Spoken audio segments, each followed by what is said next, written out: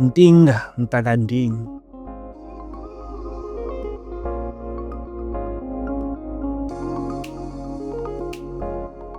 Most of us go to school to get by and get jobs, but some people go to school as a hobby and they do it for fun. Today, I'm joined by somebody who holds multiple degrees and has got the CFA charter. She's going to take us through some of the ups and downs and some of the doubts that she experienced during her journey.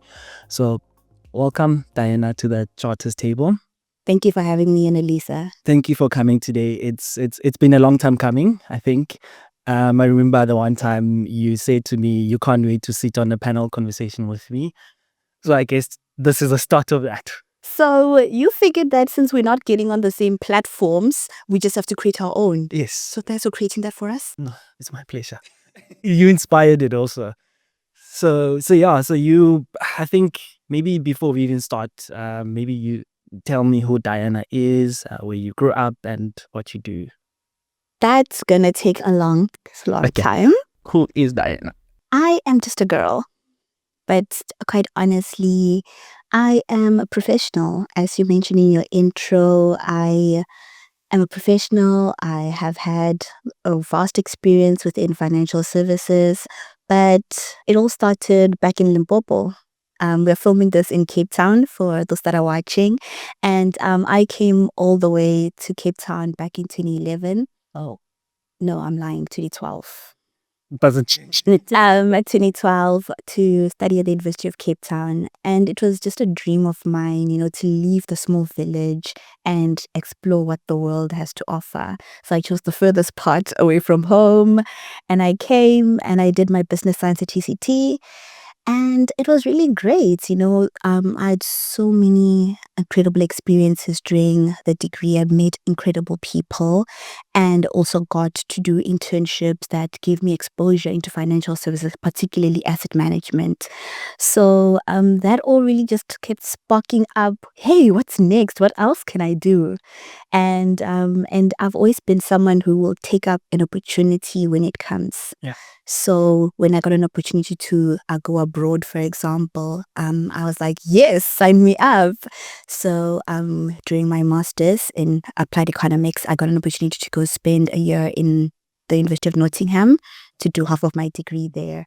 And for me, it was not just about loving to study, as you put it earlier. I'm a nerd at heart. Yeah. But it was also presenting an opportunity for me to travel. Like, where are you going to get the money to just go overseas when you're 20?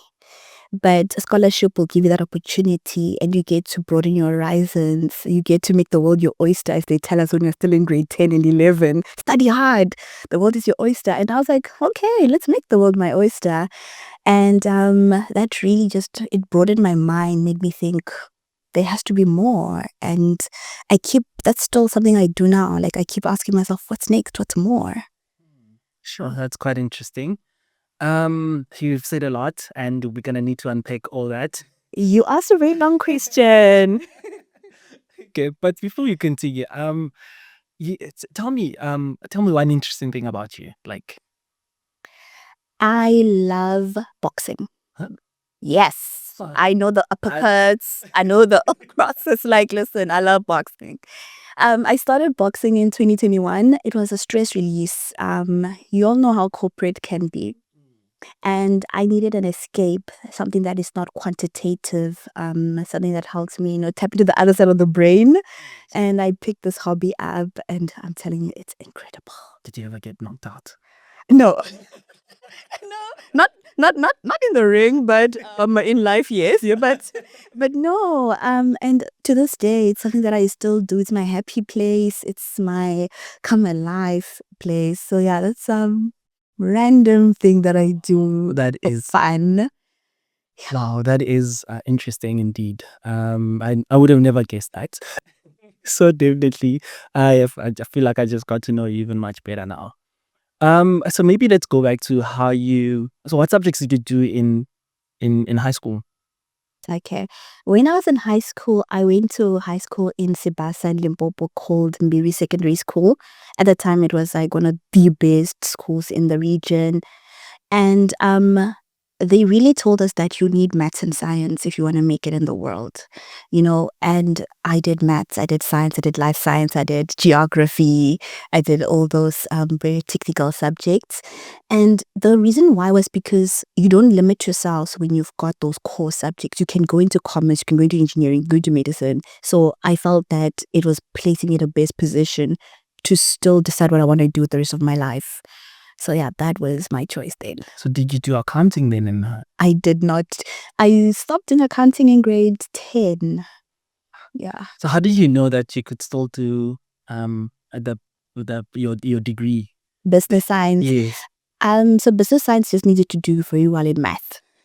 So they want your overall aggregate to be good, but you really just need to have like core math. But is that something like people know? Because I mean, I would assume that if you wanted to do like an accounting degree, you would have had to do business science and your economics, Yes. your accountings. I don't remember who told me. Good question. I don't remember who told me, but we did. Oh my word! Can I tell you the story, Yonelisa? Oh, yes. How I chose UCT actually happened because we took a school trip down to Cape Town when I was in grade 11. And my very first time coming to Cape Town, we were on a bus for 2 days. Oh. Yeah, we froze somewhere around Free State when we were driving down, and then we finally made it on day 2. And when I was at the University of Cape Town, I remember being on that campus. It was cloudy. It was a winter's morning. It was very cloudy, and it just felt like I'm on Hogwarts set. I was like, this is what I want for myself. And I think it was during that session actually where they told us about the career options and what opportunities exist. So yeah, that was my first encounter with the University of Cape Town. That is. So I know it's not common knowledge that you can switch streams. It's easier to go from the sciences to commerce, but I'm not sure that you can do the opposite.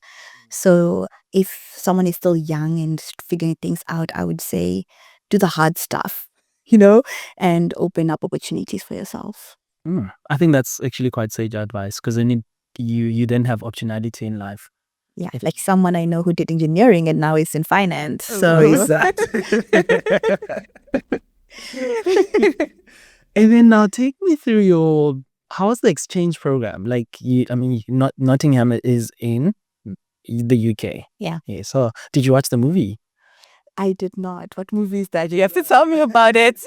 It's a movie about Nottingham, and there's actually like a famous bookshop where they shot a shot there. So when I go to London, I'm definitely going there. Oh no, I didn't know that. What I did know though is that this is one castle that was like on the set of a Batman movie, very, very popular, and people were like, oh my god, you got Nottingham Forest. I didn't even know about like football teams until I got there. People were like, how do you not know football teams? Like, this is like a football country. And yeah, so that's when I actually got cultured, I have to say. Yeah, so I don't know what your question was. How was the experience of the exchange? Is that something? It was life-changing. It was life-changing. So my supervisor at UCT for my master's degree had gone on a similar program a year before me, and I had a bit of insight as to what I could expect. So luckily the University of Cape Town is a partner university with Nottingham, so they made my transition, like getting my visa, flying over to the UK, getting settled into RES. They made that whole transition very, very like easy for me. What I did not expect was how little value my little Standard Bank card has in the UK. The first time I bought bread, I was like, you've got to be kidding me. Because at the time I was still using a South African bank card. Yeah. And the amount that comes off on the notification is like, this for bread? Eventually, I did get a UK bank card, and that made life a bit easier without having to convert every time. That was the biggest transition, I'll tell you. But apart from that, when I was at the University of Nottingham, I was doing an economics equivalent of a master's degree there.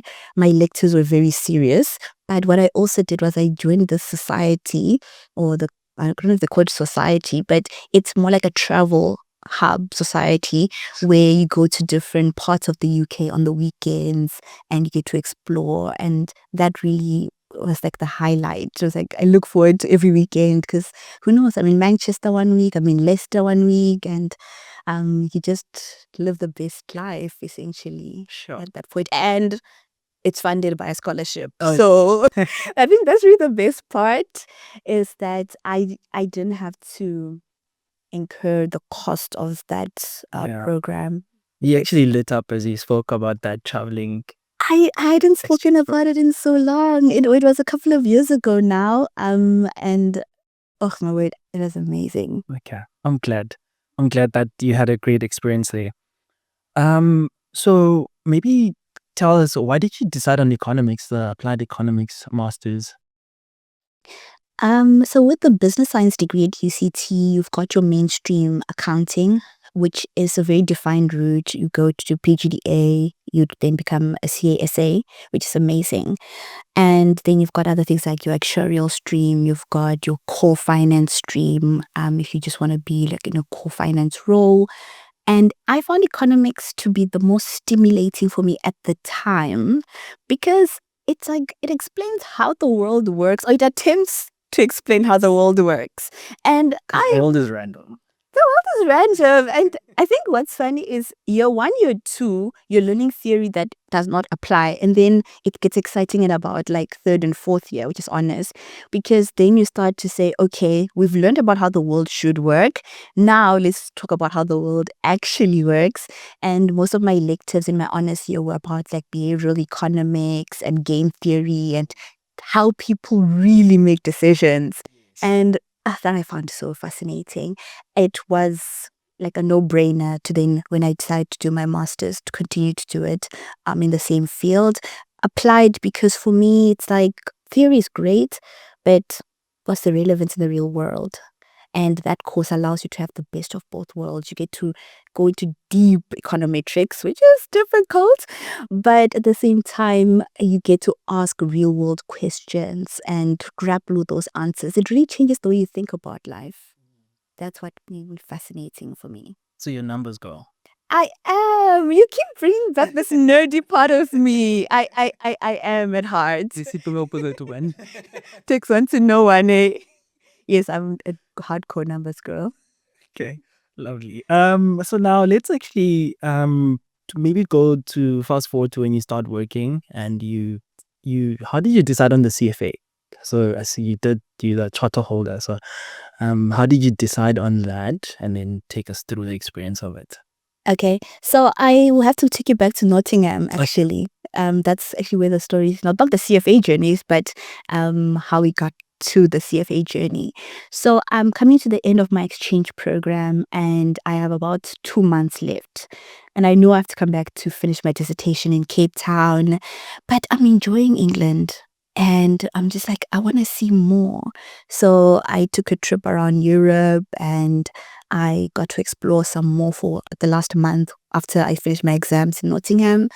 And even then, I was not satiated. Even then, I thought, I want more, And then I started thinking, is it possible for me to stay and work in the UK? How could I go about that? And that really became the question that I, prayed about and started doing my research on. I did then, at the end of that season, come back to South Africa, finish my degree, and I started looking for opportunities in the UK. And that was when I found my first one. And I worked for a financial services firm in London. And it was a graduate program that I was on for 2 years. So that's actually where the CFA really started, because in the first year of my graduate program, they're making you do assessments on very difficult things. Like, you must really understand like all the different asset classes. You must understand equities. You must understand how the different players use equities, use bonds. Then you got this terminal that you're using to get like data. And so it's like, wow, this is fascinating. I like, my brain was really stimulated at the time, as you can imagine, right? But what I thought to myself was, I am doing these assessments, I'm acing them, but nobody knows because it's an internal exam, like internal kind of thing that we do. And my course convener at the time, the team leader that was assigned to all the graduates, said to me, "You're actually doing CFA level 2 content here." Oh, wow. I said, "What do you mean? I don't even have level 1." And and I was like, "So you're telling me that if I'm passing this thing, I can actually pass CFA?" And at the time, I thought it was like really difficult and there's no way I can pass the CFA exams. But he made me feel confident. And that immediately was when I registered for CFA level 1. It was 2019. I'm in my second year of working. So yeah, it was exciting. You passed that exam. I did because they tell you didn't do a commerce degree, but for those that did do a commerce degree, they tell us that the work you do in about third, fourth year of finance investments, it really prepares you for CFA level 1. So I came in with like overconfidence of saying, I'm sure I've got this. So CV level 1 was actually the most enjoyable in terms of the ease of the material. I didn't find it challenging. Nothing was new. It was, you still have to prepare. You still have to do it. An MCQ one at the time. You still have to do your MCQs and you have to understand how they assess you. But I wasn't frightened when I walked into the venue and there were like 1,000 of us and just all the pen and paper, a pencil and paper mode. That time. I'm from that era. I'm showing my age, guys. I'm from that pen and paper era, pre-COVID times. So that's computers. Now everything is computerized. So my CFA 1 was in that old era where you're coloring in a little box and hoping for the best. Luckily, it turned out well. Yes. And then I was like, you know that confidence you feel when you walk out and you get your results and you're like, oh, I can do this. And from there onwards, a high-performing person will not stop. And I hope that people that have started don't stop because you've done it and you can do it. So yeah, it's from that point onwards, it's about putting in the time to pursue the rest of it. And how was the which exam for you was the hardest between the 3 levels? I'm laughing before I answer because I'm laughing. Like, guys, CFA level 2 showed me the most flames I've seen in my life. I went through like the first 20 years of my life unscathed, not failing a thing. Yes. And then came CFA level 2 and I was in tears. I cried proper tears for that exam. I still didn't make it with my tears and hard work. No, you can't cry your way through it. Unfortunately, I wish I could tell how much I wanted it, and like no, it did not. So it was, but I want to say it's also the best level for the reason that it's the most depth. Yeah. In the whole, I mentioned how level 1 it covers the fundamentals, right? Level 2 is the most depth in the whole program. Yeah. And I think that's why it like really, it catches us off because we're trying to consume so much material and valuations are a key part of it. It was an interesting season for me. I hands down respect that one. I did immediately after getting that email register. And this time I choose my own money because they don't pay for rewrites. Yeah. And I immediately registered and I was like, I know that I can do this. The second time around, got it. Nice. So yeah, it's a nice little reminder that yeah, it can happen. But I wasn't fazed when I got that fail. It was more, what do I need to do differently? Okay. So that was your lesson. Yeah. Okay. So you just dust yourself, get up, and then continue. Not overnight. Not overnight. But yes, looking back, I dusted myself off and I said, what did I do wrong? Yeah. And it was actually the time when we were moving from the paper-based to the online portal.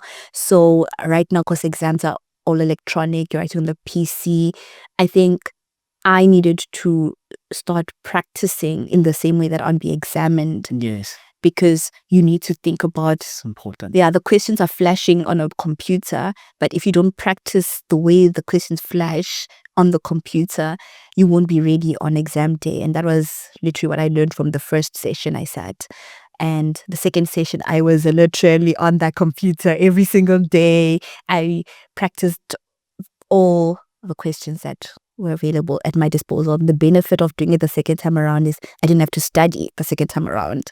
I just had to test myself, see where my shortcomings were, and then work on those specifically. So yeah, I enjoyed the second round a lot. Okay, that's interesting. And how do you find level 3? Oh man, the icing on the cake. The icing on the cake. Level 3 is, oh man, it's the sweetheart of the CFA exam. I think so. Yeah. Level 3 because now you have to explain your thinking. Level 3 is the essay one, you know. And I love to talk. That's why you brought me to a podcast.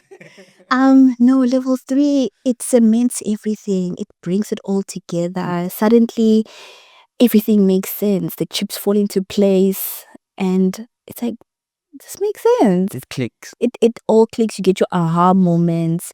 And I think at that point you would have mastered one yourself and also how you show up in these exams. And once you've got that recipe and you continue the flow, especially with people that are doing it consecutively, like don't take a break. Like once you finish 2, go into 3 and challenge yourself. Practice the way that you are going to be examined once again. But there's something about explaining how things work that I really enjoyed about CFA level 3. That one, I would have been more crushed if I didn't get that one because it made sense to me. Yeah, it was a pleasure to study. It was a pleasure to prepare for.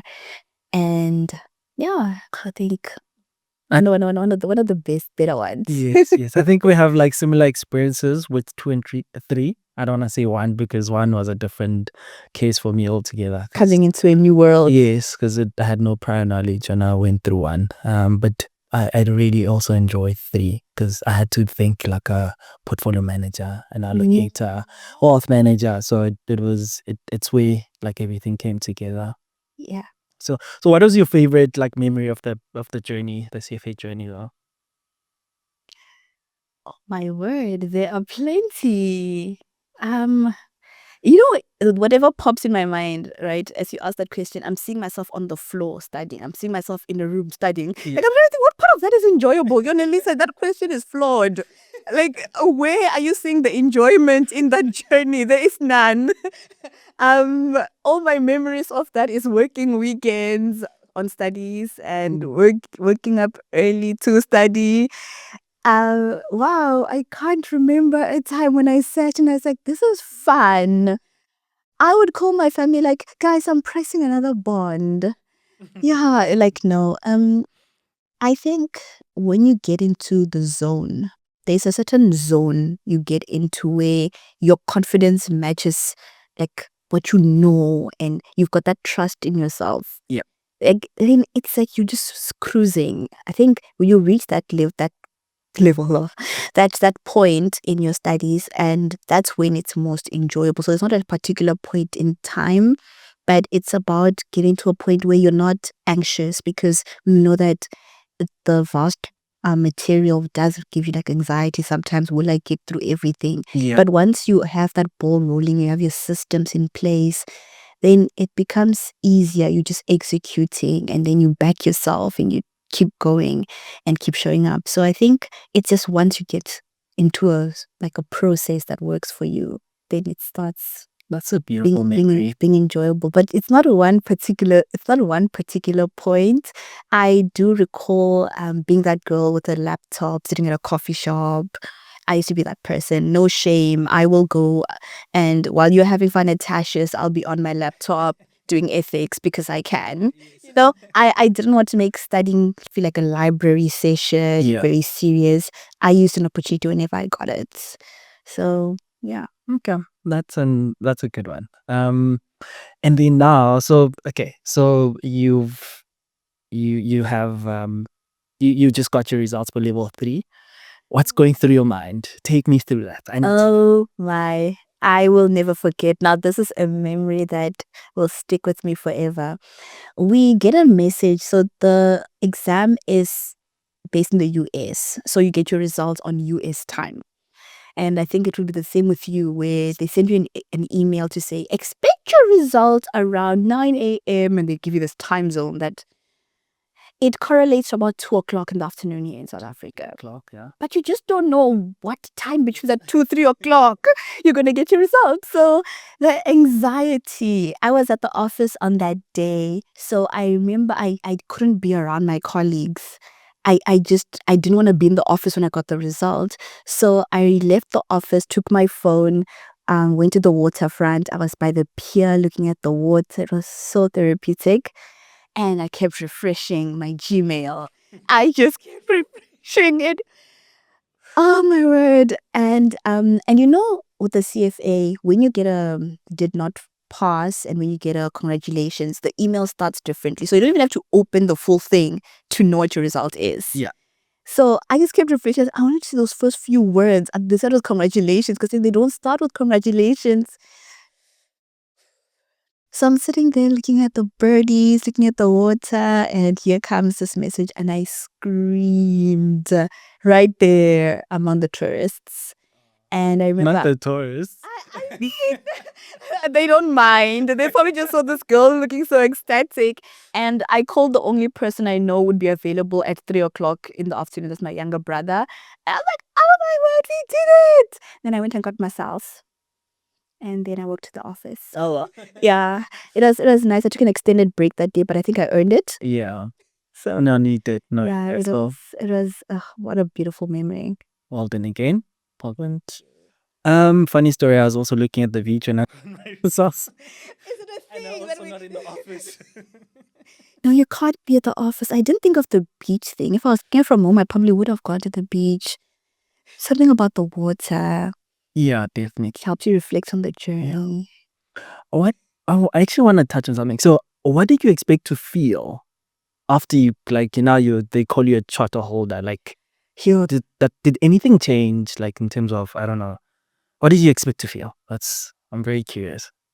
Wow. I expected to feel like I proved to myself that I was right, that I could do it. And I thought it's like a stamp of self-validation, because here you are on this journey, and it can be quite a lonely journey, especially because sometimes you are the only one in your cohort or among your team that are doing this. You're lucky if you've got friends that are in the same journey, but there are times when you can get really lonely and you have to remind yourself why you even started, and for me, I think just getting to that end point and saying it was all worth it. And it was just a sigh of relief, and it was like, I knew I could, and I did. And But did you believe it? no, I did not. It took let me see. How many years has it been now? It's taken a few years to really sink in. No, for real though. It's I don't know what happens. I looked at that message. I sent it to my work email so I can see it again on a bigger screen when I get back. I like, I don't know, like, there's this sense of disbelief that, wow, this is the end. This is the thing you've been working towards. You've summited this mountain. Wow. Yeah, it takes a while to really sink in. Then the congratulations starts coming. Now people are celebrating you, and they've caught up to what is happening because they always believed in you, but I'm still like, I can't believe this is happening. We went out. I remember I was at Camp Space that same evening, just celebrating over a bottle of bubbles. And even then I was like, really? And you can't add the letters to your name yet because you have to make the payment. And I'm like, but I was like, really? I'm a charter holder? What a beautiful memory. It takes a while to sink in, but it does in doses.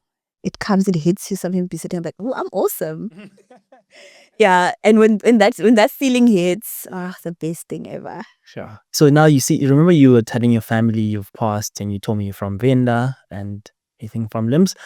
So you're telling them that you've got this designation, right? And now you're speaking to your grannies in the family. What do you tell them? Like, what do you call the charter in Venda? The best thing that I'll never forget, my grandmother asked me, when are you graduating? Oh, She wants to come down for my graduation ceremony. And I was like, that's the sweetest thing. It's not that kind of degree. There is no equivalent in Chivenda for the CFA charter. I think they all just refer to it as the charter and they call it CFA. And they'll all ask, how is it different from the chartered accountant stream? Because there are a lot more chartered accountants from where I come from than there are chartered financial analysts. So it was, but is it the same? I'm like, yeah, we're both chartered. We're chartered in different things. And then Yes. that's when it kind of clicked better to them. Yeah. Okay, so you can't translate charter in Venda. Listen, I did not do Chivenda home language, so I wouldn't even try to translate charter to my home language. No. That's a cute. Yeah. I really would like to find the person who can, because I'm interested to know what it is. Yeah, maybe that's the homework for us, is to find out what the charter is in Shivenda. I'm also trying to find out what it is in Kosovo. After all this time. I realized when I was preparing that this is something we need to know. I think we can't have designations like these in the country and we can't actually translate them to the majority of the people in the country. Wow. Wow, I love that because you know how they always say the Merriam-Webster dictionary adds new words Yeah. to the English dictionary or vocabulary every year.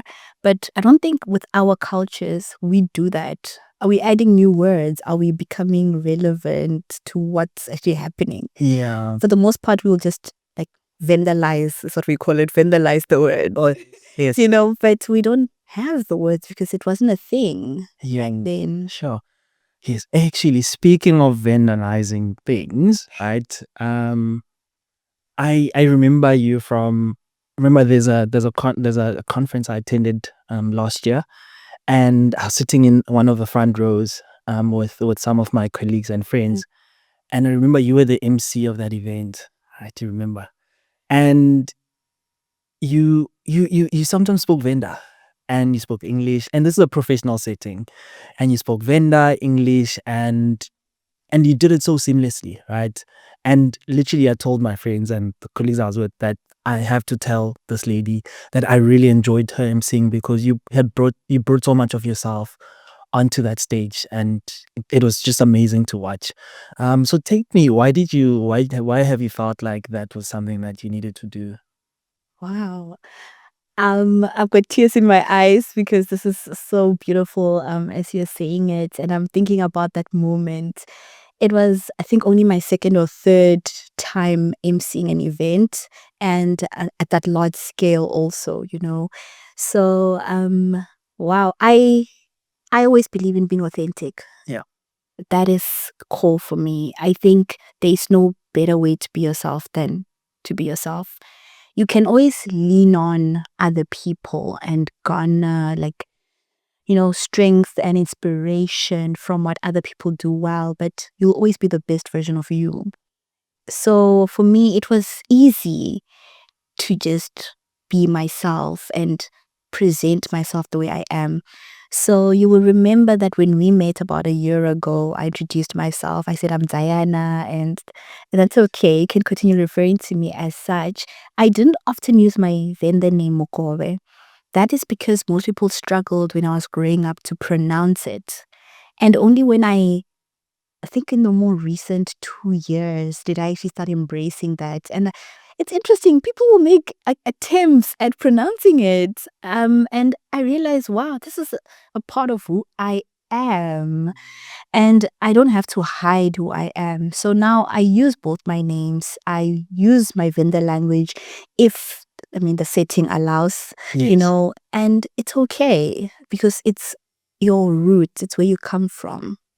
Yeah, so it's important to me to not ever lose that authenticity. Like you can be a global citizen, but you'll always be Yonelisa, Yes.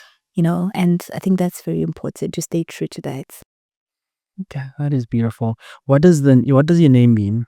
Ooh, I've got an exciting response for this one. Um, there are two versions of it. Which one do you want? Okay, So my favorite version of my name is because I'm in financial services, right? It means shares, like the shares you trade on the JSE. yes. Yeah. Wow. Yeah. Wow. Like my parents had this, they figured like back in 93, they were like, she's gonna be In the finance space, yeah. yeah, so we'll see how that plays out. When I write my book in like the next 20 years, I'll weave that whole in about how they knew back then. Yeah. But essentially shares because it means shares in that a proportion, a portion, an inheritance. So the deeper Venn the meaning is inheritance, Oh, but it also translates to share, which is shares. Which I'm blown away also. yeah. So it depends on how I want to introduce it, but that is who I am. Sure. That name actually holds so much weight in the rooms that you walk in, actually, if you think And about it. yes, it does. And maybe just before we move on, one of the things that, because you showed up so authentically as yourself while you were talking, because I'm also a speaker Yeah. and a moderator, so it also encouraged me to do the same. Encouraged me to do the same thing. You'll remember the last event we attended, you came to watch where I was moderating a conversation. I brought in a lot of my cosaness into those conversations. You absolutely did seamlessly, I must say. No, you know that okay, so he's a great host. He is an amazing moderator. But the moment he brought himself in, the moment he spoke isiXhosa, the room lit up. We were all laughing. We were also engaged. And that's what we want. That is really the heart of it. That's why, you showing up as your best self liberates. Oh, Maya Angelou, the other person to also show up the way they are. I appreciate you saying that. That is very beautiful. Sorry to hear. Yeah. Okay, so there's this interesting question I'd like to actually ask. So if you could go back and talk to yourself at the start of the journey, what would you say? Wow. Which part? The CFA level 1 part? It's any part of your journey that you feel like there's a message that you would want to say to yourself. Oh, you know what? I I feel like at so many points in the journey, I would just sit with her and tell her she's okay.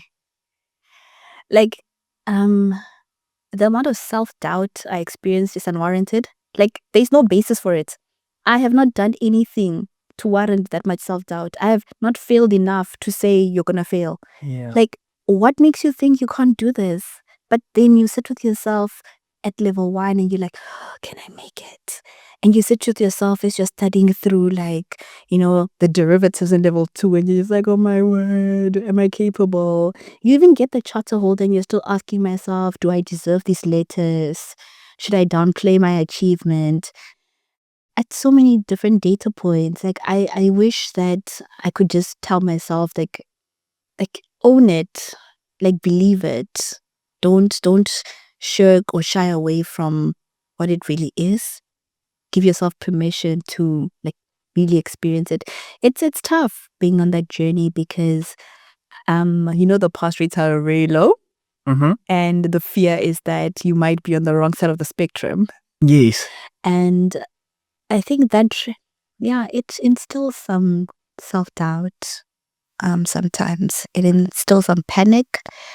And I guess I would sit with myself and be like, you're doing okay. My friends used to tell me that a lot, by the way. She didn't believe them. They would tell me, you're so hard on yourself. You're doing better than you think you are. You know more than you think you know. And I'm like, what do you mean I know nothing? And I think something that my brother did for me, which was very impactful, is he would sit me down and he would say, I need you to remember who you are. I need you to remember the different points in your life when you achieved things that you set your mind to. And he would literally sit me down and list those things. And I think as you reflect on your wins, then you start to sit in a bit more confident stance and say, yes, I can. But I mean, I'm seeing this now in retrospect. Sometime in level 2, I wasn't believing that. Sometime in level 3, when I was like, oh, will I get through this mountain? I wasn't always believing that. So I think having that big sister pact, like, you're okay, you've got this, is what I would give myself, a bit more grace. Oh, I love that. Yeah. I love that grace part. I don't think we give enough ourselves enough grace. No, we do not. I read so I keep a journal, right? Yeah. And on my notes app, and I read like a quote I wrote to myself, I think 2021, and I was telling myself, you've done a lot, you've prepared. I listed out all the things I've done to prepare for that, and I was like, have grace for yourself. That's all that's left, because without that, you will talk yourself out of this preparation, essentially. Yeah. Wow. Very powerful. So now that you're here, years after earning your charter, what do True. but what do the letters mean now? Oh, wow. They still hold weight. They are still my favorite things to look at. They're still so exciting. I still believe that, the designation has the same weight and strength that it had. It gives you the credibility in the market. No one can ever take away the deep knowledge that we've earned on the journey. So it's still as powerful as the first day when I earned it. Only now I own it more. And I'm like, yes, I am a charter holder. However, I also know that the season post qualifying or post earning the charter Yeah. have had the biggest lows and the biggest highs. So all this to say is that it's not going to be like this magic bullet and life is rosy beyond just because you have the letters. You still have to put in the work and show up. So yeah, it's the designation stays. Yeah. And it's amazing, but it also is not the end. It's part of your career journey and part of the story that you're still like living. Sure. I see it as the beginning. Oh yes, actually. Okay. Okay, I wouldn't say beginning because of, yeah, okay, fine. I hear you.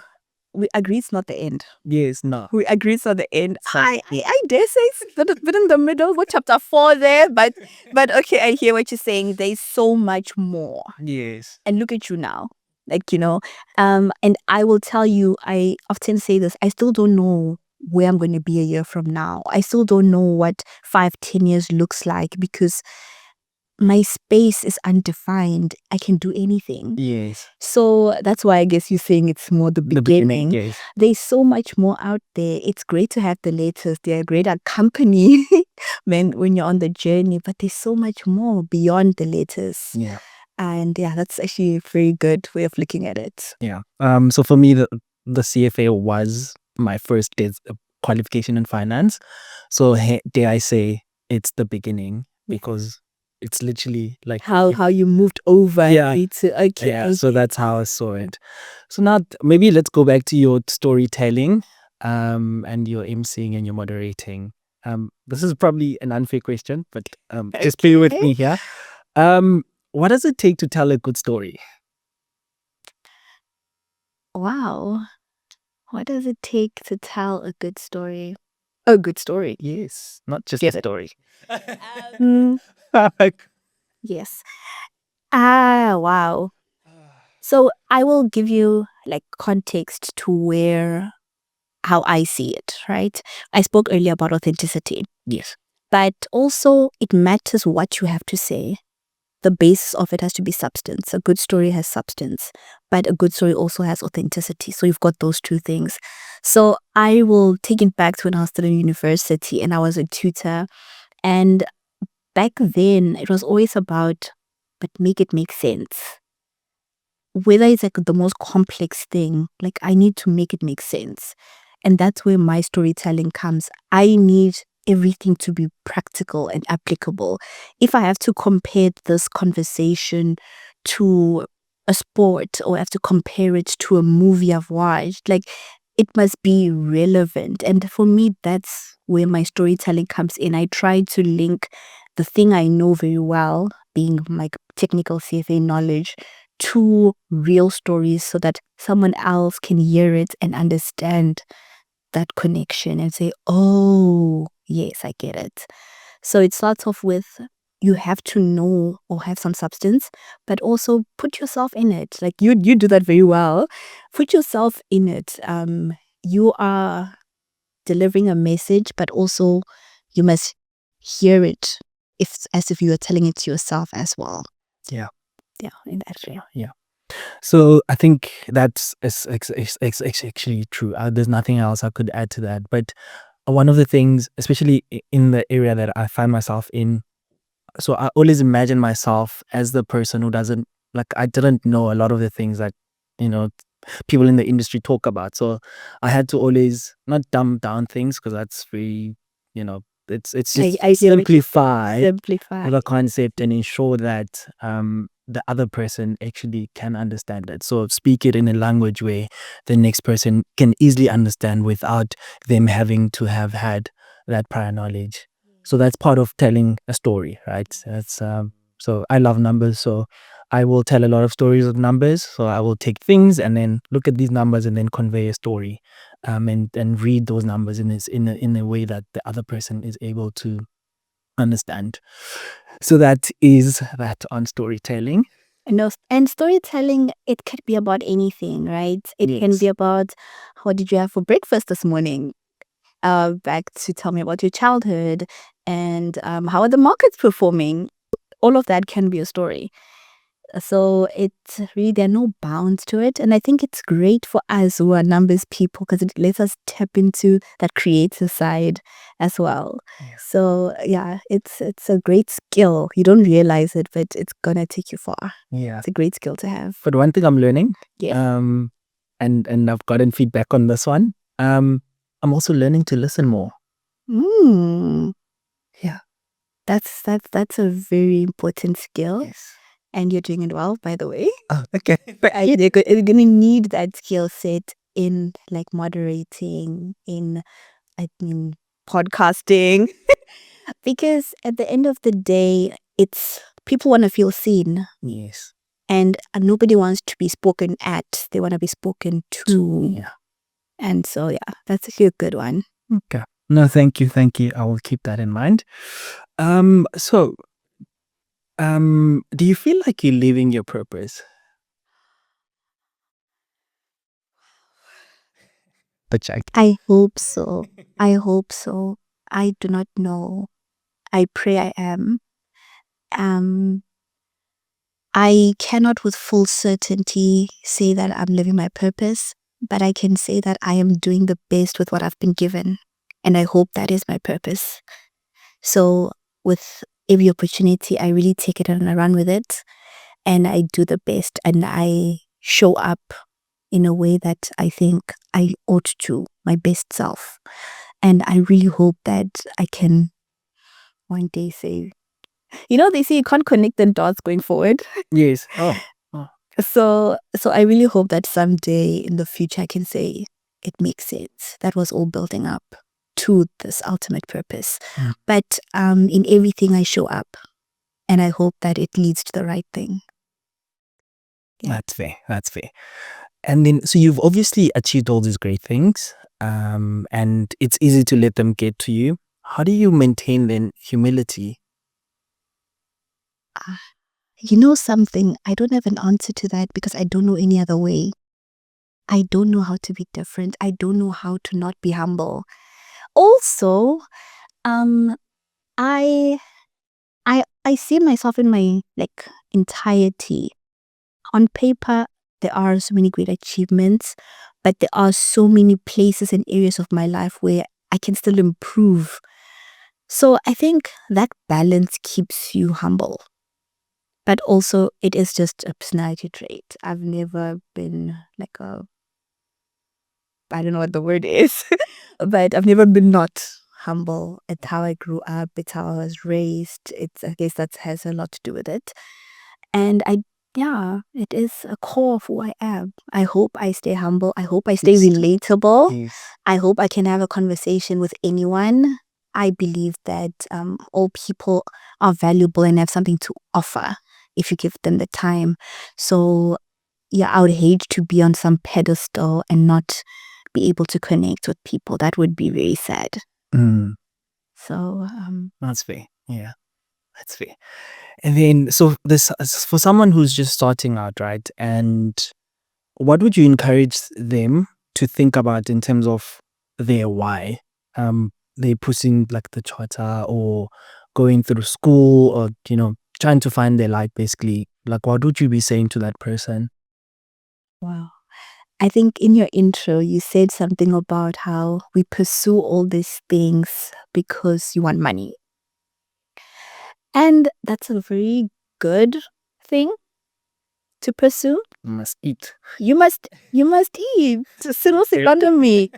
You must eat, guys. It's real. And I would hope that if someone is thinking of pursuing finance, is thinking of doing the CFA charter holder, it's not just seen as you said earlier, it's the beginning.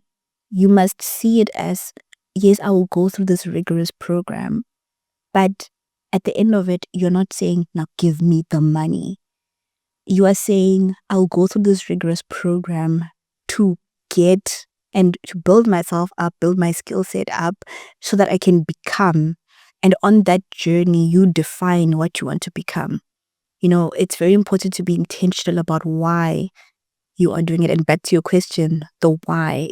It is good to say I want money, but where do you want to find the money? Do you want to find the money in a hedge fund? Do you want to be in asset management? Do you see yourself in banking?